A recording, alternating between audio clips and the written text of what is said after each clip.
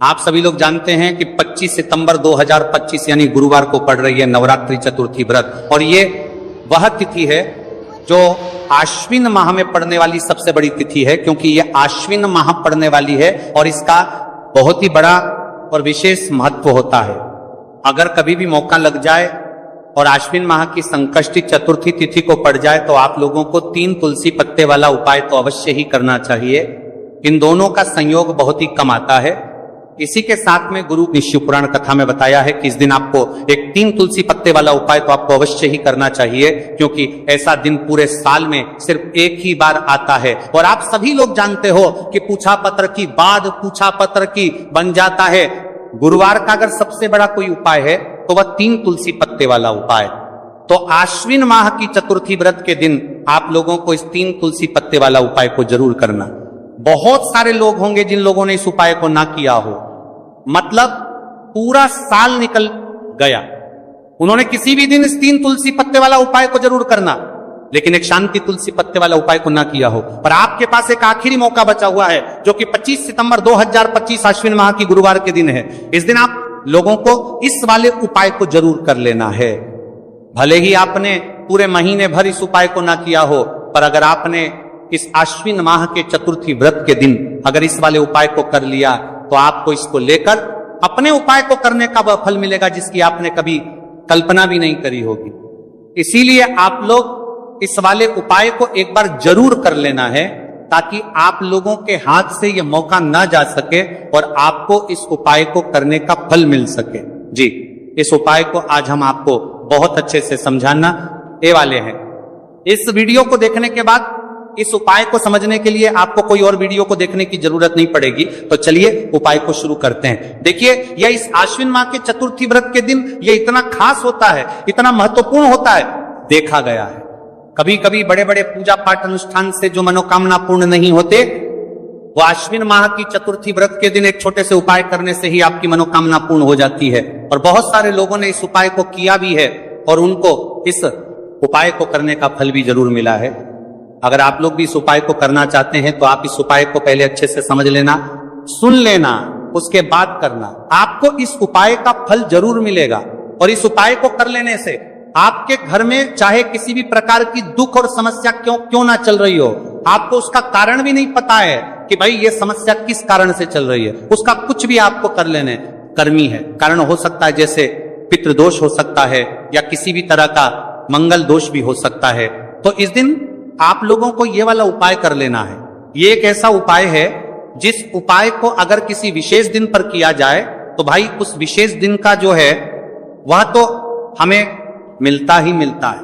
हाँ, पर हमने उस दिन पर इस उपाय को किया है तो हमें उससे भी बड़ा फल मिलता है, और फल बहुत जल्दी मिलता है, क्योंकि आप इस उपाय को बहुत ही बड़े और विशेष दिन पर कर रहे हो।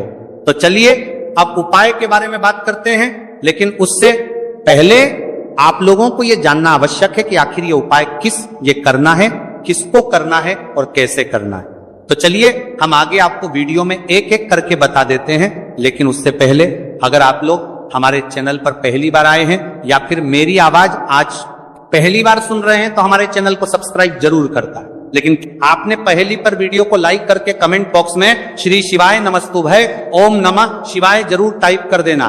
तो इस 3 तुलसी पत्ते वाला उपाय को हमें इस आश्विन माह की चतुर्थी व्रत के दिन कैसे करना है, किसको करना है, किस समय करना है और कहां पर करना है, ये सारे सवालों के जवाब आपको इस वीडियो में मिल जाएंगे।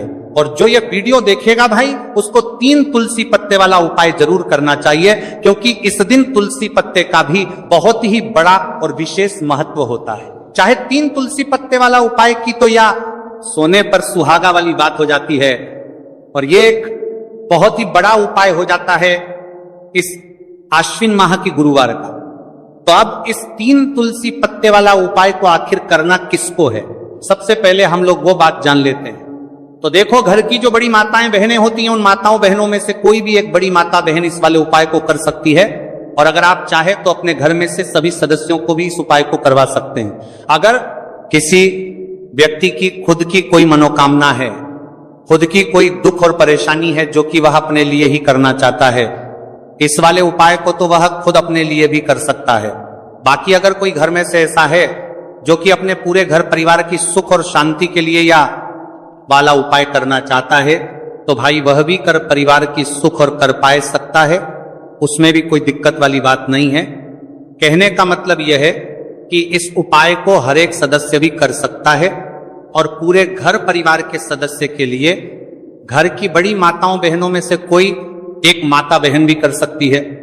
माताएं बहनें अगर घर में उपस्थित ना हो या वाला उपाय ना कर पा रही हो, तो फिर घर का कोई बड़ा सदस्य भी इस 3 तुलसी पत्ते वाला उपाय को कर सकता है, चाहे फिर वह पुरुष ही क्यों ना हो, उसमें कोई भी दिक्कत वाली बात नहीं है।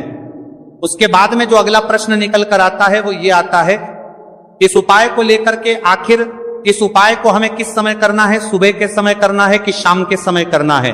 तो देखो, इस वाले उपाय को आप लोग सुबह के समय भी कर सकते हो और शाम के समय प्रदोष काल में भी कर सकते हो। अब अगर आप पूछो कि भाई साहब सबसे उत्तम समय कौन रहेगा इस 3 तुलसी पत्ते वाला उपाय को करने का, तो हम आपसे बस यही कहेंगे कि इस उपाय को आप सुबह के समय करेंगे तो ज्यादा बेहतर होगा। बाकी अगर प्रदोष काल शाम के समय भी करेंगे तो भी अच्छा होगा, उसमें कोई भी दिक्कत वाली बात नहीं है। तो अब जो अगली सबसे बड़ी और महत्वपूर्ण बात आती है वह ये आती है कि सुबह अगर हम उपाय को करेंगे तो हमें कितने बजे से लेकर कितने बजे तक के बीच में करना है, और शाम के समय प्रदोष काल में करेंगे तो हमें कितने बजे से लेकर कितने बजे के बीच में करना है। तो देखो, सुबह जितनी जल्दी हो सके आप उपाय को करने की कोशिश करना। बाकी अगर किसी कारणवश लेट भी हो जाओ, थोड़ी देर भी हो जाए, तो 10 या 11 बजे तक भी आप उपाय कर लेना और 12 बजे से ज्यादा देरी ना हो। ठीक है, इस बात का ध्यान रखना। उसके बाद में अगर शाम के समय प्रदोष काल की बात करें, प्रदोष काल का जो समय है होता है वह शाम के 6 बजे से शुरू हो जाता है। मतलब शाम के 6 बजे से लेकर 7 बजे के बीच का जो समय होता है, यह समय प्रदोष काल का समय होता है। तो आप इस उपाय को 7 या 8 बजे के बीच में भी कर सकते हो। मतलब शाम के 6 बजे से रात 8 बजे के बीच में आप कभी भी इस वाले उपाय को कर सकते हो, उसमें कोई भी दिक्कत वाली बात नहीं।